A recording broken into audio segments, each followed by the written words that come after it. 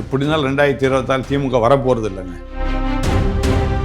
மக்களை பிச்சைக்காரனா நீ ட்ரீட் பண்ற இந்த மக்களுக்கும் அறிவில்லாம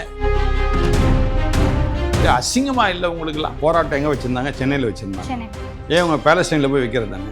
இங்க நீ போராட்டம் வச்சு என்ன பிரயோஜனம்? இன்னைக்கு எல்லாரும் இலங்கை தமிழர் பேசுறாங்களே தவிர மற்ற கட்சியினர் பேசுறாங்க. பட் இலங்கை தமிழர்களுக்காக என்ன செய்தாங்க? உள்நாட்டில் இருக்கிற உன்னோடு கூட வாழ்கின்ற மக்களுக்கே உன்னால உதவி செய்ய முடியல. வெளிநாட்டு மக்களுக்காக பிரதமர் என்ன செய்தார்னு சொல்லி கேள்வி கேட்பதை எனக்கு என்னமோ சிரிப்பு தான் வருது. மாநிலத்திலே நீ இன்னும் வளரல. நீ என்னமோ ஒரு தேசிய கட்சி கிட்ட ஒரு தேசிய தலைவர்கிட்ட போய் கேள்வி கேட்கிற. என்ன தகுதி இருக்குது உனக்கு? முதல்ல இன்று நம்மோடு இணைந்திருக்கும் சிறப்பு விருந்தினர் Anglican churches archbishop Samuel Gunasekaran அவர்கள். வாங்க உங்ககிட்ட பேசிடுவோம். வணக்கம். வணக்கம். எப்படி இருக்கீங்க? நல்லா இருக்கு. Super sir. இப்போ எல்லாருக்குள்ளேயுமே எழுந்திருக்கக்கூடிய ஒரு கேள்வி என்ன அப்படின்னா, திமுக காங்கிரஸ் கூட்டணி தொடருமா அப்படின்ற ஒரு கேள்வி எழுந்திருக்கு. ஏன்னா இந்த கூட்டணிக்குள்ளேயே பயங்கரமான சலசலப்புலாம் போயிட்டு இருக்கு. 2026 எங்களுக்கு தேவையான சீட்டை கொடுத்தா மட்டும்தான் நாங்கள் இருப்போம் அப்படின்ற மாதிரியும். இப்போ ஒரு 2 நாட்கள் முன்னாடி கூட பார்த்தீங்க அப்படின்னா ஜோதிமணி அவர்கள் திமுகவை எதிர்த்து ஒரு கண்டனம் வேற தெரிவிச்சிருந்தாங்க. உங்களுடைய பார்வை என்ன? நான் என்ன சொல்கிறேன், காங்கிரஸ்ன்றது ஒரு தேசிய கட்சி.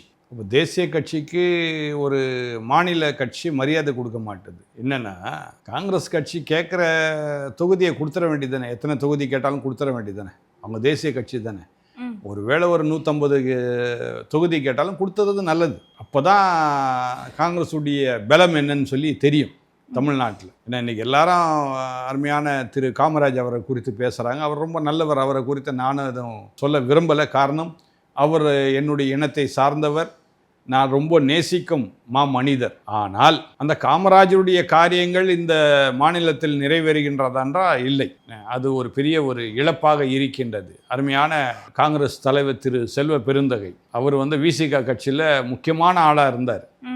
ஆனால் நல்லா அவர் குறி வைத்து இந்த காங்கிரஸ் கட்சிக்கு வந்தார். தலைமை பொறுப்பு கிடைக்கும்னு சொல்லி. ஆக பதவிக்காக வந்தவர். அவருக்கும் ஒரு ஆசை இருக்க தானே செய்யும், முதலமைச்சராக இருக்கணும்னு. அந்த வகையில் ஒரு வேளை அவர் கேட்கலாம், இத்தனை தொகுதிகள் கொடுத்தால் நல்லா இருக்கும் அப்படின்னு. நான் என்ன சொல்கிறேன், திராவிட முன்னேற்ற கழகம் கொடுத்து தான் பாருங்களேன், கொஞ்சம் அவங்களுக்கும் ஒரு வாய்ப்பை கொடுங்களேன் அப்படின்னு நான் சொல்ல வரேன். இதனால் கூட்டணி கட்டாயம் உடையும் என்பதில் சந்தேகமே இல்லை. 2006 காலகட்டங்களில் பார்த்தீங்க அப்படின்னா இந்த காங்கிரஸ் திமுக கூட்டணி இருக்கும்போது அவங்களுக்கு தேவையான 36 சீட்டையுமே கொடுக்க தானே செஞ்சாங்க. அப்போ அவங்க தேவையானதை கொடுக்குறாங்க அப்படின்றப்போ அவங்க சரியாக செயல்பட்டுருந்தாங்க அப்படின்னா இவங்க ஏன் கொடுக்காம இருக்க போகிறாங்க? அதுதாங்க திமுகவுக்கு இருக்கிற பயம். என்னென்னா, மறுபடியும் நான் சொல்ல வர்றது குடும்ப ஆட்சி. குடும்பத்தை விட்டு எதுவும் வெளியே போயிடக்கூடாது. ஆக இவங்க மட்டும்தான் இருக்கணும் அப்படின்னு விரும்புகிறாங்க.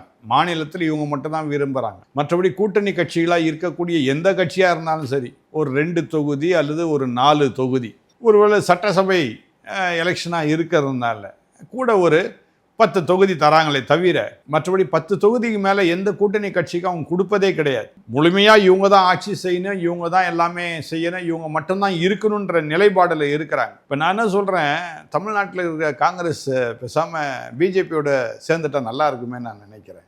என்ன காரணம் சார்? உங்களுக்கு தான் ஒன்றுமே இல்லையே. பிஜேபிக்கு இருக்கிற ஆதரவு கூட உங்கள்கிட்ட இல்லை.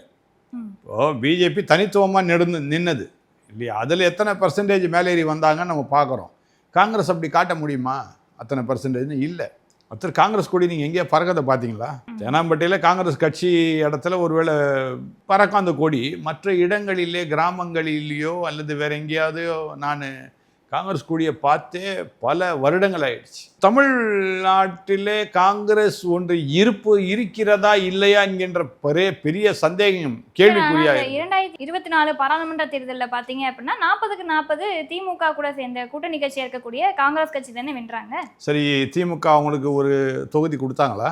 எத்தனை தொகுதி கொடுத்தாங்க காங்கிரஸுக்கு சொல்லுங்க.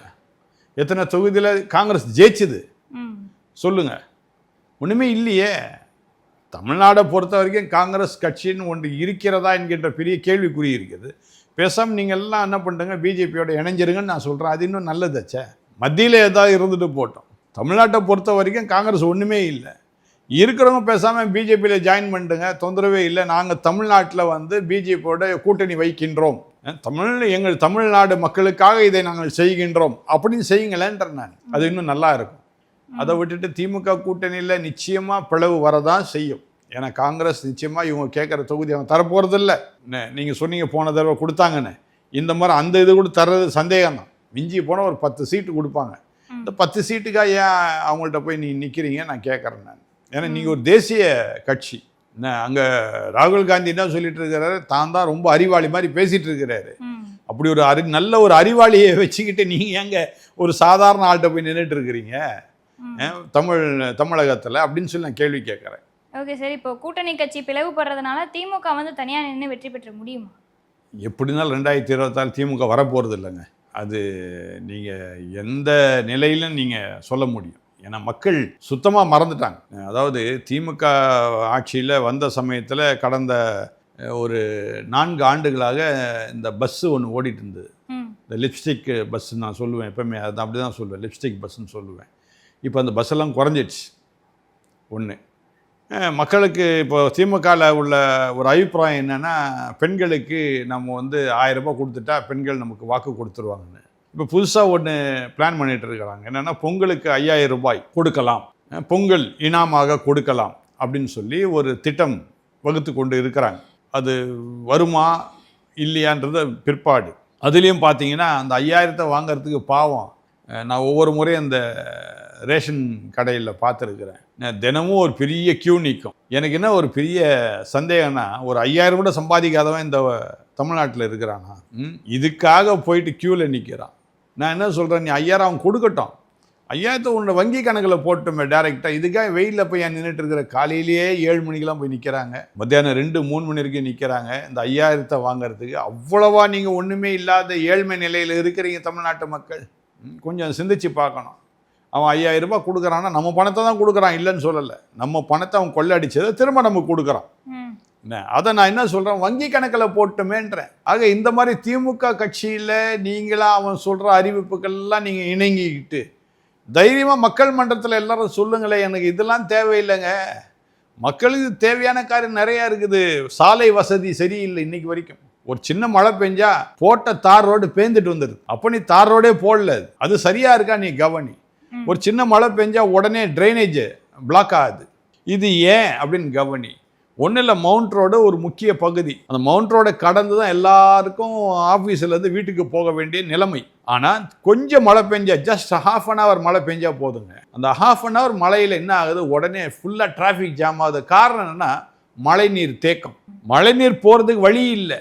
இதெல்லாம் நீ சரி செய்யலாம். இதெல்லாம் தான் மக்களுக்கு செய்ய வேண்டியது. அதை விட்டுட்டு 1000 ரூபாயும் 5000 ரூபாயும் கொடுத்து மக்களை பிச்சைக்காரனா நீ ட்ரீட் பண்ணுற. இந்த மக்களுக்கும் அறிவில்லாமல் அதை எதிர்த்து போராட, என்னன்னு கேட்டால் அது எங்கள் பணத்தை தான் அவர் திருப்பி கொடுக்குறாங்கன்னு சொல்கிறேன். உங்கள் பணம் தான், நீங்கள் எதுக்கு வரி கட்டுறீங்க? நீங்கள் நடந்து போகிற சாலைக்கும் உங்களுடைய வசதிக்காக தான் நீங்கள் வரி கட்டுறீங்க. அந்த வரி சலுகையை நீங்கள் பெற்றுக்கொள்ளுங்கன்ற நான். அதை விட்டுட்டு போய் பிச்சைக்கார மாதிரி அங்கே வெயிலில் நின்றுக்கிட்டு க்யூவில் நின்றுக்கிட்டு அசிங்கமாக இல்லை உங்களுக்குலாம் அப்படின்னு நான் கேட்க விரும்புகிறேன் நான் மக்களை. அதே மாதிரி இப்போது என்டிஏ கூட்டணி வந்து பொருந்தா கூட்டணி அப்படின்னு சொல்லிட்டு பல கட்சி தரப்புல இருந்து விமர்சனம் வந்துட்டு தான் இருக்குது. திமுக சார்பில் இருந்தும் சரி, காங்கிரஸ் சார்பில் இருந்தும் சரி, விசிகா தரப்புல இருந்தும் சரி, இந்த மாதிரி வந்துட்டே தான் இருந்தது. இப்போ பார்த்தீங்க அப்படின்னா திமுக கட்சியில் ஒரு விரிசல் ஏற்பட்டிருக்கு. இந்த விரிசல்னால, அதாவது காவிரி நீர் பிரச்சனை ஏற்படும் போது பார்த்தீங்க அப்படின்னா அமைச்சர் துரைமுருகன் அவர்கள் வந்து ஒரு வார்த்தை சொல்லியிருப்பாரு. என்ன அப்படின்னா, நாங்கள் கூட்டணியில் தான் இருக்கோம், ஆனால் எங்களுடைய கொள்கை அப்படின்றது வேற அப்படின்னு ஒரு வார்த்தை சொல்லியிருப்பாரு. அப்போது கொள்கை வேற அப்படின்ற ஒரு காரணத்துக்காக காங்கிரஸ் கட்சியை வந்து திமுக கழட்டி விட்டாங்க. அதாவது வேண்டாம், நீங்கள் வந்து விலகிக்கோங்க அப்படின்னு சொல்லிட்டாங்க அப்படின்னா தாவேக்காவோட காங்கிரஸ் கட்சியினே வாய்ப்பு இருக்கா? அதாவது தாவேக்கா அப்படின்னு திரும்ப திரும்ப நீங்கள் சொல்லும்போது அது கட்சியாக நான் பார்க்கல. அவங்க இன்னைக்கு வரைக்குமே அரசியல் ரீதியாக எந்த விதமான ஸ்டெப்ஸையும் எடுக்கலை. சும்மா சொல்லிட்டு இருக்காங்க அரசியல் கட்சின்னு. ஆனால் அவங்க அரசியல் கட்சியாக இன்னும் செயல்படலை. சரியா? ஒரு ரசிகர் மன்றமாக தான் செயல்பட்டு இருக்கிறாங்க. வாரம் வாரம் பிரச்சார பயணம் மேற்கொள்றாங்க. மக்களுக்கு நாளைக்கு கூட போறாரு, அவன் நாளைக்கு கூட போறாரு, கரூர் நாமக்கல் போறாருன்னா மக்களை பார்க்கறதுக்காக போறார்.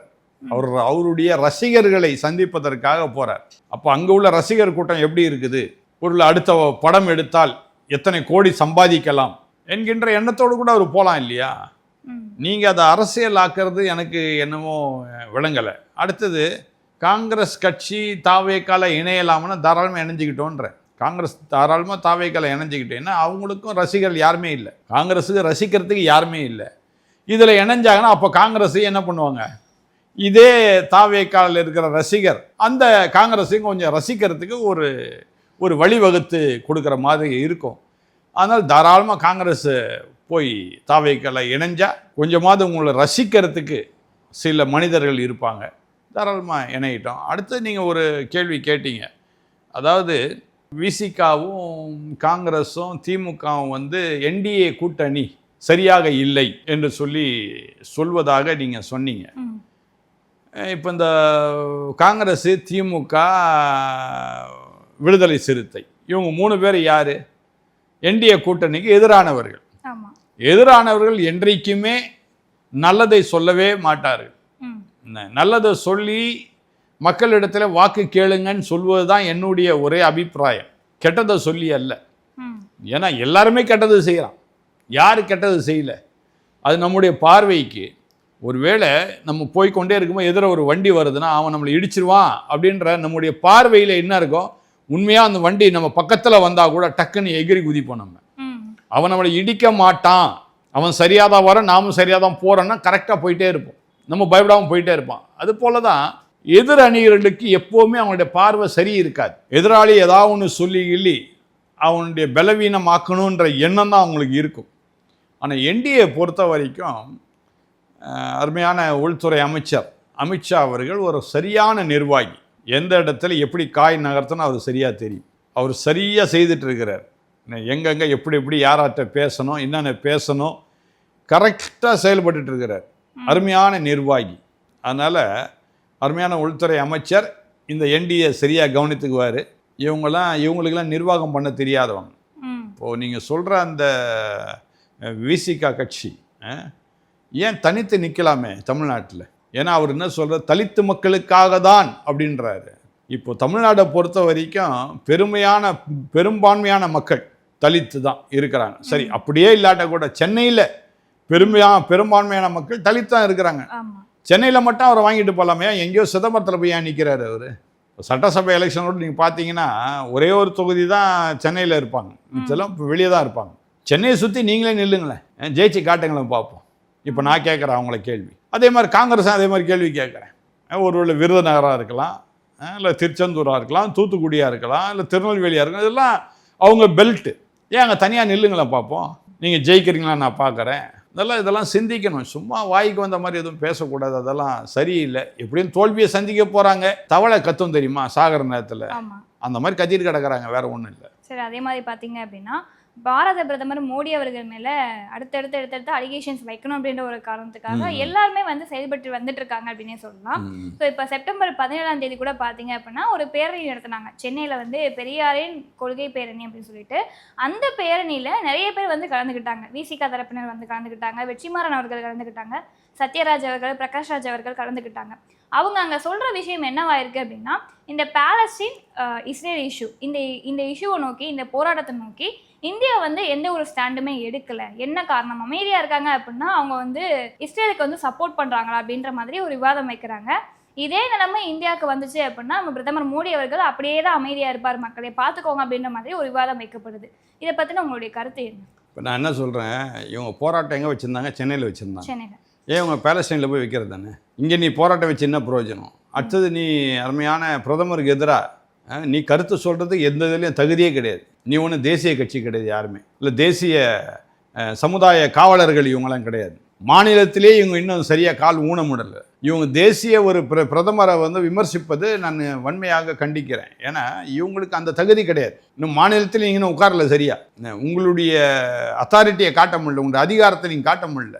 நீங்கள் எங்கே போய் நீங்கள் வந்து பிரதமரை வந்து விமர்சிப்பது என்பது எனக்கு அது பிடிமானமாக தெரியலை. அடுத்தது அருமையான பிரதமர் பாரத தேசத்தை மட்டும் அவர் அன்பு செலுத்தவில்லை, ஒரு உலக மக்களையே அவர் அன்பு செலுத்துகின்றார். அப்படி பார்க்கும்பொழுது ஒரு சில உதாரணங்களை நான் சொல்ல விரும்புகிறேன். இப்போ இலங்கை தமிழர்கள், இன்றைக்கி எல்லாரும் இலங்கை தமிழர் பேசுகிறாங்களே தவிர மற்ற கட்சியினர் பேசுகிறாங்க. பட் இலங்கை தமிழர்களுக்காக என்ன செய்தாங்க? இல்லை இங்கே இந்தியாவுக்கு வந்தாங்க, நாங்கள் செய்தோம், அவங்களுக்கு அடைக்கலம் கொடுத்துருக்குறோம், உணவு கொடுத்துருக்குறோம், அது வேற. இலங்கைக்கு சென்று நீங்கள் என்ன செய்திருக்கிறீங்க அப்படின்னு நம்ம கவனிக்கணும். அந்த வகையில் நாம் பார்க்கும்போது பாரத பிரதமர் அவர்கள் அழகாக இலங்கை தமிழர்களுக்கு வீடுகளை கட்டி கொடுத்திருக்கின்றார்கள். இதெல்லாம் நம்ம சிந்திச்சு பார்க்கணும். நான் வீடு கட்டித்தரேன்னு உடனே என்ன ஒரு நகைச்சுவையாக நான் சொல்கிற மாதிரி நினைக்கிறாங்க. ஏன்னா அது அவங்களுக்கு நகைப்பாக தான் தெரியும். ஏன்னா இவங்க போய் எதையும் பார்க்கல, போய் பார்த்தா தானே தெரியும். இப்போ நான் போயிருக்கிறேன் இலங்கைக்கு, அதனால் அங்கே என்ன நடக்குது சம்பவம் எனக்கு தெரியும். இவங்கள பார்க்காம யாரோ ஒருத்தர் சொல்கிறத வச்சு கேட்டுட்டு பேசிகிட்டு இருக்கிறாங்க. அருமையான பாரத பிரதமர் அழகாக இலங்கை மக்களுக்கு தமிழர்கள் வாழும் இடத்திலே ரொம்ப அழகாக இது பண்ணியிருக்கின்றார். அதே மாதிரி பார்த்தீங்கன்னா இப்போது யாழ்ப்பாணத்துக்கும் சென்னைக்கும் கப்பல் விட்டுருக்காங்க. இது மாநில அரசு கிடையாது விட்டது, இது தேசிய அரசு. சென்ட்ரல் கவர்மெண்ட் தான் இதுக்கு அத்தாரிட்டி கொடுக்க முடியும். இது ஸ்டேட் கவர்மெண்ட் அத்தாரிட்டி கொடுக்க முடியாது, சைன் பண்ண முடியாது, லைசன்ஸ் கொடுக்க முடியாது. ஸோ இந்த உறவை ஏற்படுத்தி கொண்டிருக்கின்ற இதனால் வாணிபம் வளர்கின்றது.